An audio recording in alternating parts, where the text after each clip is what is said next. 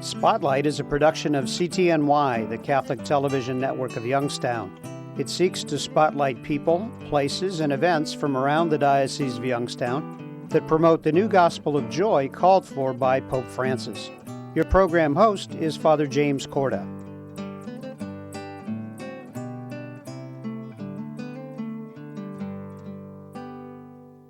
Welcome to our show, Promise to Protect, Pledge to Heal. I'm Father Jim Korda. Joining me is Bishop George Murry. Welcome to our show. Thank you. Happy to be here. You know, Bishop, I think we'd like to focus in the beginning of our show today on the Dallas Charter. We know almost 20 years ago this came into effect, but there were obviously policies prior to all of that. Talk about the Charter, but what was so important about it in 2002? Well, Father, if you remember, the Boston Globe did a series of stories on the Archdiocese of Boston, which revealed that a number of priests had been credibly accused of inappropriate behavior with minors. Many of them had been sent off for psychiatric treatment, had come back into the diocese and had, on the advice of psychiatrists, been reassigned. Mm-hmm. And the American Psychiatric Association at the time was claiming that an attraction to prepubescent children or post-pubescent children could be cured. Around 1985, they changed their position that it could be controlled but not cured.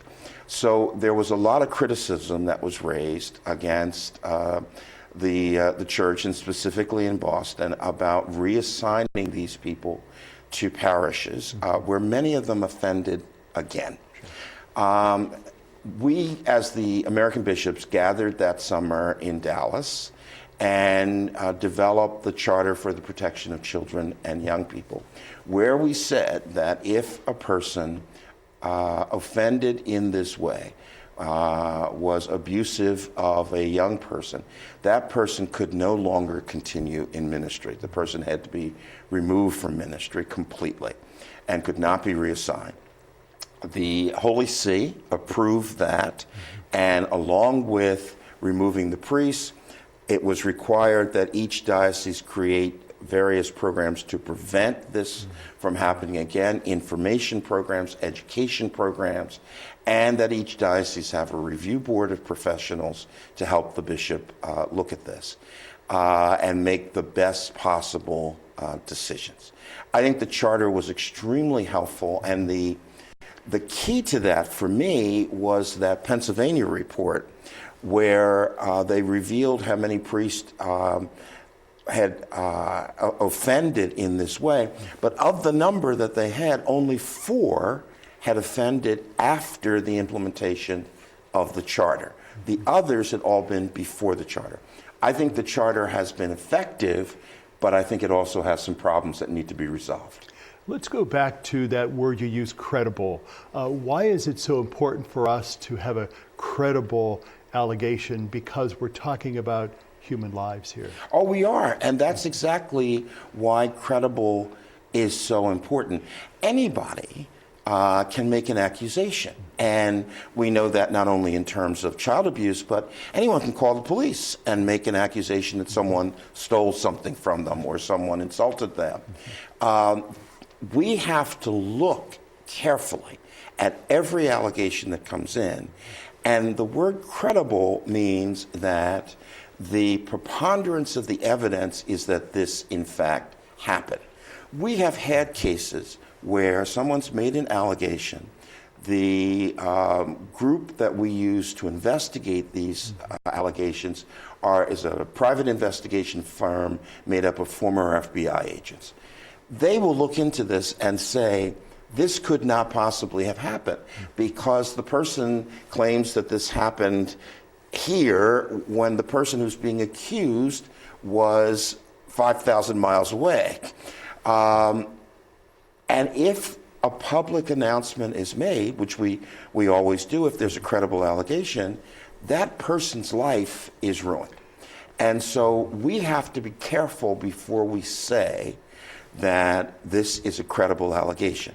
Now, sometimes when a priest or a brother or a sister or a lay church worker is accused, they have admitted that this is what they did. Okay, then it's very simple.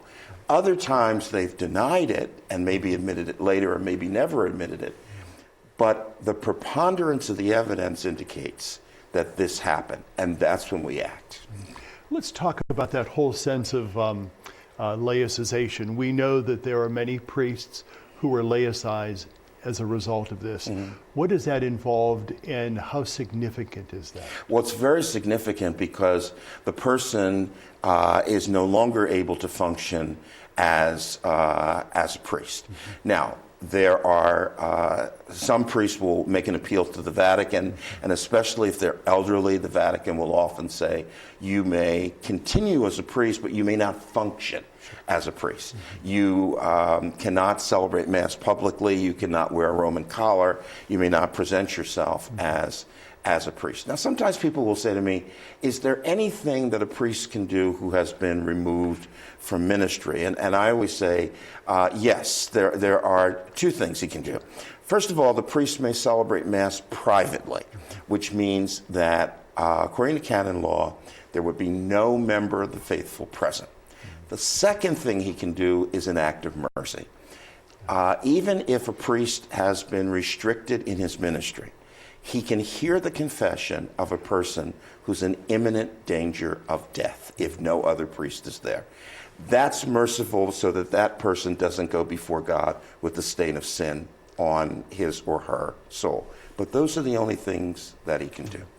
Let's close in our last 2 minutes of our time together with the commitment of the bishops. We know that over the years that has been unfortunately questioned. Let's talk how important that is and why that's preeminent right now. It's extremely important because the bishops have got to lead on this. And I think the credibility of the bishops has been called into question because not all the bishops followed the charter. Some of them made personal exceptions and said, well, in this diocese, we won't follow up on this because we don't think it's very important. All the bishops have to follow up on the charter. And secondly, all the bishops have to be accountable. I mentioned a moment ago there were some problems with the charter. One of the problems was that it held priests and deacons accountable. It didn't hold bishops accountable. It didn't hold bishops accountable for cover-ups, for simply not coming forward with this information. The new revisions of the charter that we're working on right now, and we will pass this summer with the approval of the Vatican, put the bishops into the charter and say that we also must be accountable, and a bishop can be removed if he does not do his duty. Bishop Murry, thank you for being with us. Thank you, Father. And thank you for being with us. Stay with us. We'll be right back. The Society of St. Paul announces a new book called Saints of the USA by Brother Marco Buccarelli. This book, for children ages 6 and up, will fascinate young readers as they learn more about the saints of North America. Those who read it will meet 10 figures who have lived lives of holiness, as well as the Immaculate Conception of Mary, patroness of the United States. The book can be found at St. Paul's Books and Gifts at 926 Boardman Poland Road on Route 224. The store is open Monday through Saturday from 11 a.m. to 6 p.m. or call 330-953-2443 or email at stpaulsbookstore@gmail.com and learn more about these saints of our time.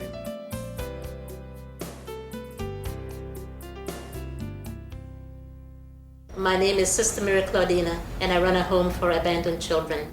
I want to take care of children who have no parents because luckily I come from a very loving family. There are 8 of us. We learn to care for each other, to love each other, to fight among each other, just to be a family. And I think that's what I learned from home, and I wanted to share that with children who do not have that opportunity. Welcome back to our show, Promise to Protect, Pledge to Heal. Joining me is Msgr. John Zuraw. Welcome back. Thank you, Father Korda. I think in this segment, what we'd like to talk about is that Virtus policy that is presently utilized here in the diocese. Let's go back prior to that, and what was the original protection policy? In 1994, there was a policy created child abuse. And then a year later, it was renamed child protection. So there was wisdom in changing the name. What the diocese then created was a program called Treasure's Gift from God. And that had various educational components. There was a video about how we educate young people. There were various segments and various workshops that were created so that educationally prevention would be top and in the forefront. Then in 2016, the bishop decided, along with other bishops, that Virtus should be our platform for child protection. And Virtus is internationally known. It is used in a multitude of dioceses. And the beauty is that as people transfer from one diocese to the other, they have an opportunity to then transfer their Virtus account with whatever job they're doing in whatever diocese. Prior to Virtus, you needed to take that over again. So that's one of the positive aspects of Virtus. It's internationally known. Individuals see the two components of the educational component and the prevention. And the Virtus is a 2.5-hour session in which there are two remarkable videos that are shown. And the beauty is that there are actual offenders that communicate their own story, indicating to the audience, how did they groom the children? What particular ways did they entice the children in allowing them to victimize these children? So that is the educational component for us, so that we who are in ministry or volunteers or employees of the diocese, if we see this happening, then that should bring forth a red flag in our minds, and then the opportunity to confront the individual with the situation. So it sounds like Virtus is more comprehensive. Correct. Than the original policy. Where does the word Virtus come from? Is that just the nomenclature of it is the just the nomenclature. Okay. Let's talk a little bit more about the importance of education. Education not only for us professionally in the diocesan church, but what about education for those families or parents who might be suspicious or have some desire to learn more about the situation? Right, and I think that's a great question, because a lot of our families with younger children, they automatically go into the mode that this is sex education. And it is not sex education. It's dealing with enhancing what is good touch, what is bad touch. What are the boundaries that individuals should have? And once those boundaries are crossed, then the responsibility, and especially young children, to tell either parents or an adult that, individuals were crossing boundaries, and, to make us more aware of the surroundings that our young people now, in fact, live in. And I think this is a complex and complexing world that we live in. And so that brings me to my question about how are we as ministers, as professional people, to act in the church, not just us priests, but those employed in church service. In the diocese, right. There are statistics out there that say 1 out of 10 young men have been victimized. 1 out of 5 women have been victimized.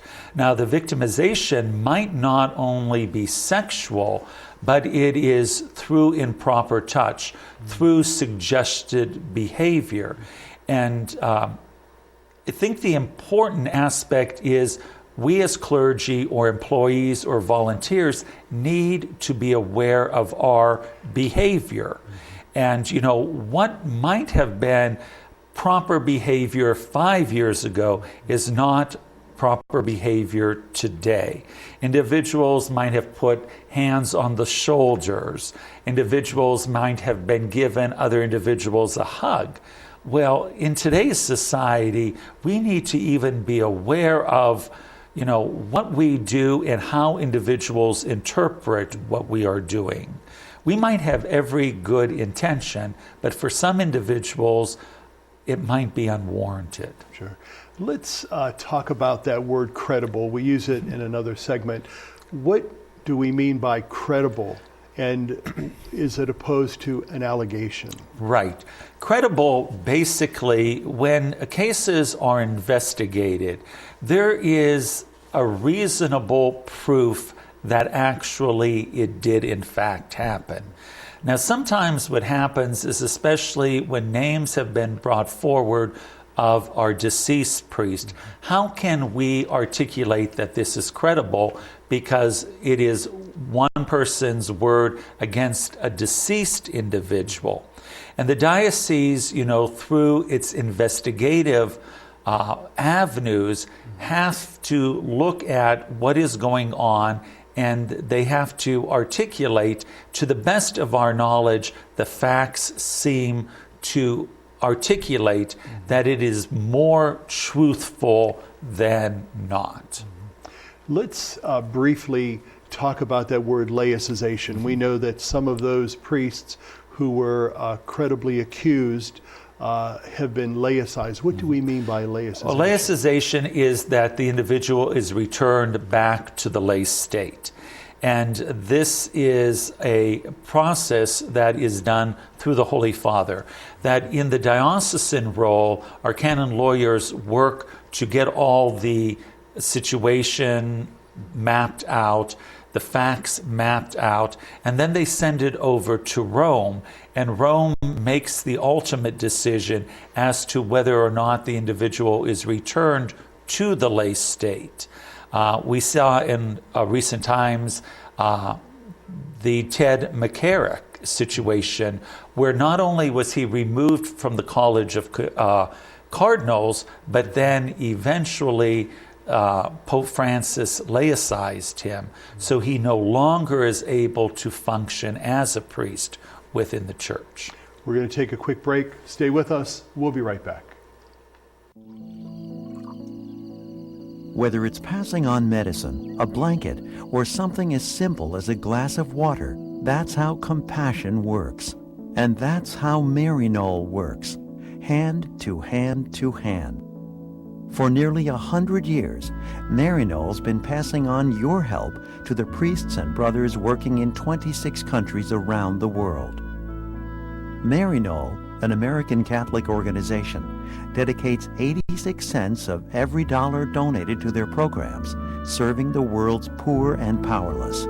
And that's how it works. Compassion flows from your hand to the hand of someone in need. Hand to hand to hand. That's Maryknoll. That's Maryknoll. That's Maryknoll. That's Maryknoll. That's Maryknoll. That's Maryknoll. That's Maryknoll. That's Maryknoll. That's Maryknoll. That's Maryknoll. 33 million Americans have descended into poverty.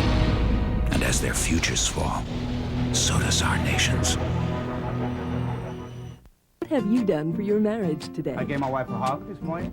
I told her I love her. I did her hair this morning. I think it looks pretty good. I cooked my husband's favorite breakfast. I bought her an orchid. What have I done for my marriage today? I sent my husband a love email. I read the newspaper to my wife, and it cracked her up.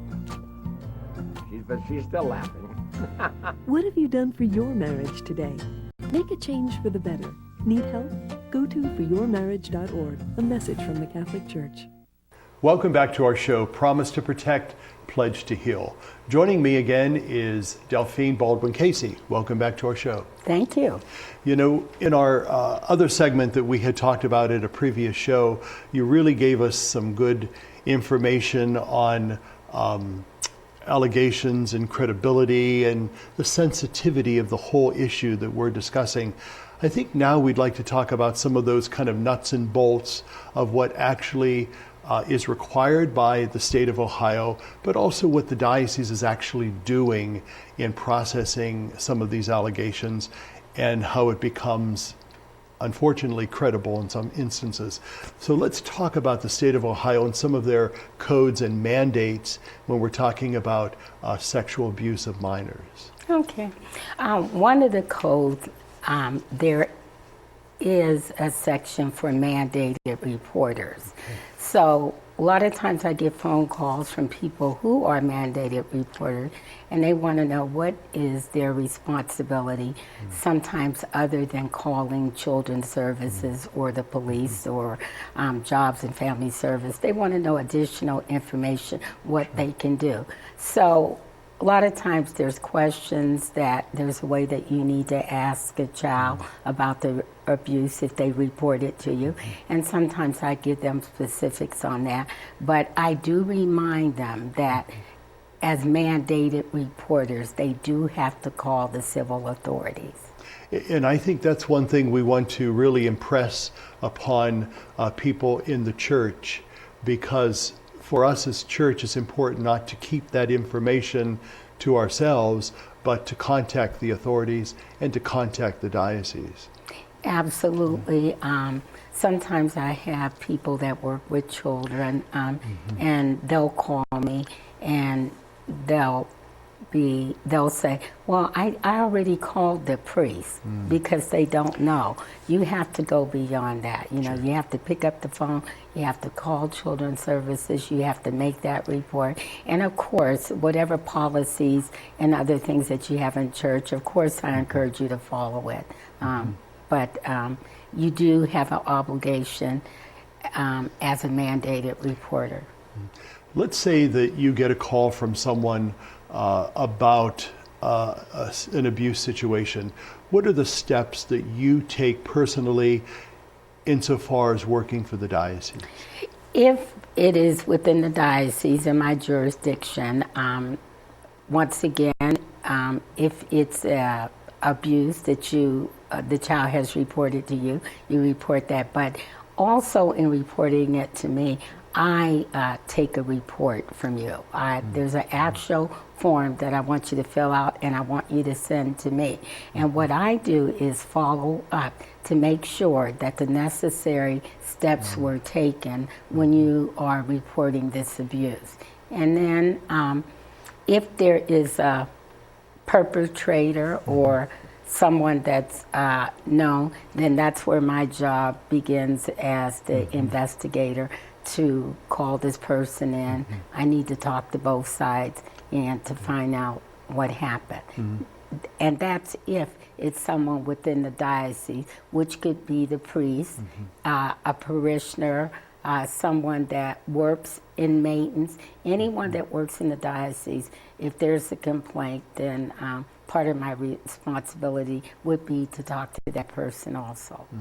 In this day and age of litigation, which is somewhat rampant sometimes, unfortunately, but yet necessary, how do you distinguish then in order to protect those who are actually innocent?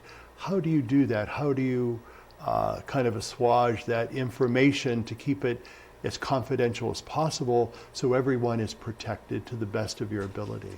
Well, the one thing I think I like to pride myself with my reputation, all the years that I've worked with victims, confidentiality is so important to me, and I've never been in a position where I had to give that up. So if someone tells me something in confidence, it remains that. If I need to release information, being trained, there's a way that I could do it where I'm not revealing that person or where it came from. Interviewing, being a good listener, all right? Just putting the facts together. And you have to be patient. Sometimes there'll be a case on my desk and I'll get a call, well, we need this right away. No, we can't rush this, okay? You need to get to the facts, you need the truth, all right?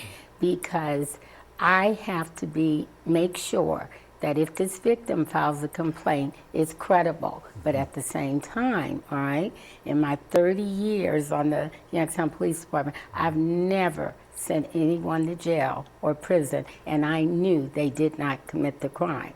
And sometimes I'm not able to reveal everything that I know, but that's part of the investigation. Sure. Let's talk in our last few minutes of our time together about the review board. We know that the diocese has what they call a review board for sexual abuse reporting. What's the makeup of that, and what is their role? Well, the review board is very interesting, and I don't know if you knew that I served on that review board for 8 years. And if there's an allegation made against the priest, the bishop will usually bring it to the review board. The review board is made up of a parishioner in the church, attorneys, someone such as myself, a police officer, doctors, other ministers from other denominations. And the case is brought before the board, and we discuss it, and that's where we come to a decision. Is this case credible or is it not? If the case is credible, then we advise the bishop of that. And then from there, the bishop decides what other action needs to be taken. This process, and we want to say that it is a process, so it's not kind of a slam dunk that all of a sudden you're guilty or you're not guilty, but there's time and energy, and also I love that word, listening, listening to people and getting all of the facts, because that's really important when we're talking about something so sensitive as clergy sexual abuse. In our last minute, let's talk about that sense of liability. Why do we have to keep that sense of liability in front of our minds just to make sure that we are just and honest and transparent? There's a lot of reason. I mean, because of course, attorneys come into play when these cases come to light. People can be sued. Their character can be attacked or destroyed, whether I'm talking about victim or priest. And so you always have to realize that and just keep that in mind every time you do a case. There's always these steps that come into play, and you have to be mindful of them and what you're doing. Sure. Yeah. And we'd like to close out by letting the folks that are with us know that if there is an allegation to be made, they can contact the diocese at 330-744-8451. Absolutely, and my extension is 239. Delphine Baldwin-Casey, it's a pleasure to have you on the show, and again, thank you for your fine and wonderful work. Thank you. And thank you for being with us. Have a good day, and God be with you.